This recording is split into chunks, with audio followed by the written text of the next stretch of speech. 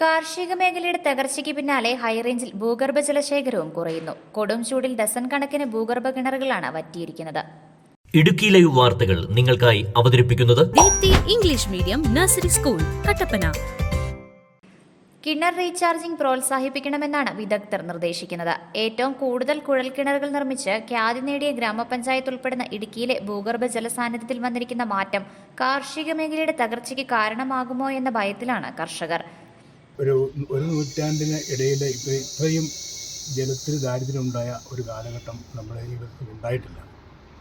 അതിൻ്റെ കാരണം പറഞ്ഞു കഴിഞ്ഞാൽ ജനങ്ങളുടെ അമിതമായ ജലചൂഷണവും അതുപോലെ തന്നെ അമിതമായ ഉപയോഗവും യാതൊരു നിയന്ത്രണങ്ങളും ഇല്ലാതെ ഇത് നഷ്ടപ്പെടുത്തുന്നതാണ് ഇത് ഏറ്റവും വലിയ ഒരു ഉദാഹരണം പറഞ്ഞു കഴിഞ്ഞാൽ ഇന്ന് ഈ ആധുനിക കാലഘട്ടത്തിൽ ഒരാൾ അരേക്കർ സ്ഥലത്തൊരു വീട് വെച്ച് കഴിഞ്ഞാൽ ആ വീടിന് ചുറ്റും ടൈലുകളിട്ട് ഒരു തുള്ളി വെള്ളം പോലും ഭൂമിയിലേക്ക് ഇറങ്ങാൻ വയ്യാത്ത അവസ്ഥയിലാക്കിയിട്ടുണ്ട്.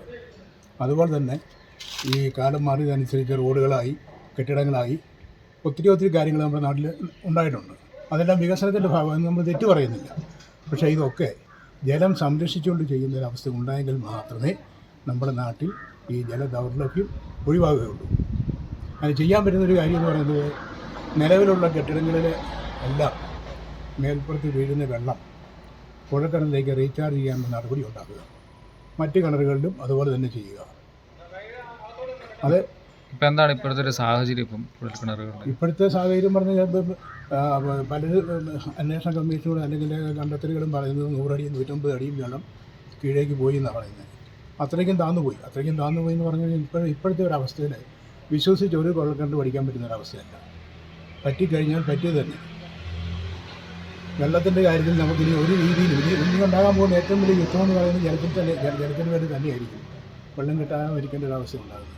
കഴിഞ്ഞ ദിവസം പറയുന്നത് കേട്ടത് പാമ്പാടുംപാറ തോവാള ഭാഗത്ത് എവിടെയോ 64 വർഷമായിട്ട് അവിടെ താമസിക്കുന്ന ഒരാളാണ്. 5 കുളമുണ്ട്. ഈ 5 കുളത്തിലെയും വെള്ളം അങ്ങയുടെ ജീവിതത്തിൽ ആദ്യമായിട്ടൊന്ന് പറ്റിപ്പോയെന്നാണ്. പാറ തെളിഞ്ഞു.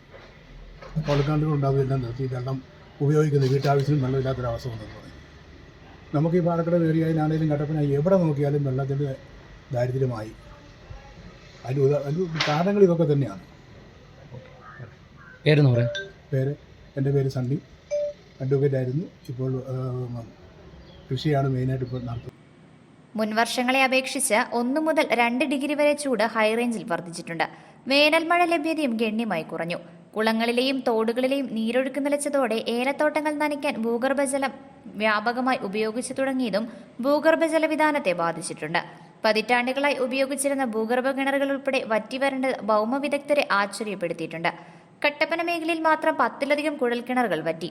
പലതിലും ജലനിരപ്പും ക്രമാതീതമായി കുറഞ്ഞു. അപകടകരമാം വിധമാണ് ഭൂഗർഭജല വിധാനം താഴുന്നത് എന്നാണ് പഠനങ്ങൾ തെളിയിക്കുന്നത്. മഴക്കുറവിന് പുറമെ കിണർ റീചാർജിംഗ് നടത്താത്തതും സ്ഥിതി വഷളാക്കും. പ്രതിവർഷം 3 മീറ്ററോളമാണ് ജലനിരപ്പ് താഴുന്നത്. വറ്റിവരേണ്ട ഒരു കുഴൽക്കിണർ പൂർവ്വസ്ഥിതിയിൽ എത്തണമെങ്കിൽ 2000 വർഷത്തോളം വേണ്ടിവരുമെന്നാണ് കണ്ടെത്തൽ. കടുത്ത ജലക്ഷാമത്തിലേക്ക് കടക്കാതെ ഇരിക്കണമെങ്കിൽ ജലചൂഷണം നിയന്ത്രിച്ചു നിർത്തി ഭൂഗർഭ കിണർ റീചാർജിംഗ് വ്യാപകമാക്കണമെന്നാണ് വിദഗ്ധരുടെ അഭിപ്രായം. Idukki live news Kattappana.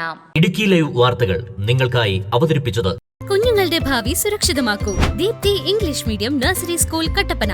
LKG UKG play ക്ലാസുകളിലേക്ക് അഡ്മിഷൻ തുടരുന്നു. Efficient teachers, smart class, audio visual class room, IT ക്ലാസ്. കുഞ്ഞുങ്ങൾ ഇഷ്ടപ്പെട്ട് പഠിക്കട്ടെ കട്ടപ്പന ദീപ്തിയിലൂടെ. Communicative English, dance class, music class, school bus service, play park, water purifier.